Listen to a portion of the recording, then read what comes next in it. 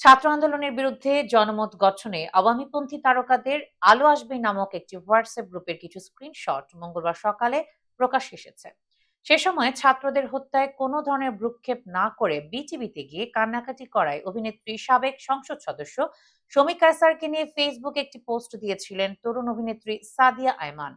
পোস্টটি সেই হোয়াটসঅ্যাপ গ্রুপে শেয়ার করেছিলেন অভিনেতা মিলন ভট্টাচার্য, যেখানে সাদিয়াকে এ সময়ের তথাকথিত জনপ্রিয় অভিনেত্রী হিসেবে পরিচয় করে দেওয়া হয়।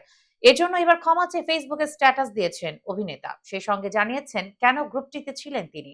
গ্রুপে না থাকলে তুলে নেওয়ার হুমকি দেওয়া হয়েছিল তাকে। গ্রুপ থেকে বের হবার কোনো সুযোগ ছিল না জানিয়ে মিলন লেখেন, কারণ সবসময় হুমকির উপর রাখতো।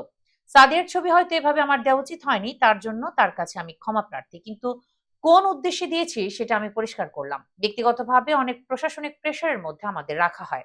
এমনকি আমার পরিবারের ওপর হুমকি দেওয়া হয়। কাজ বন্ধ করে দিবে সেটাও বলা হয়। এমন পরিস্থিতিতে যারা পড়েছে তারাই জানে। এখন বলতে পারেন এ কথা, এখন কেন বলছি?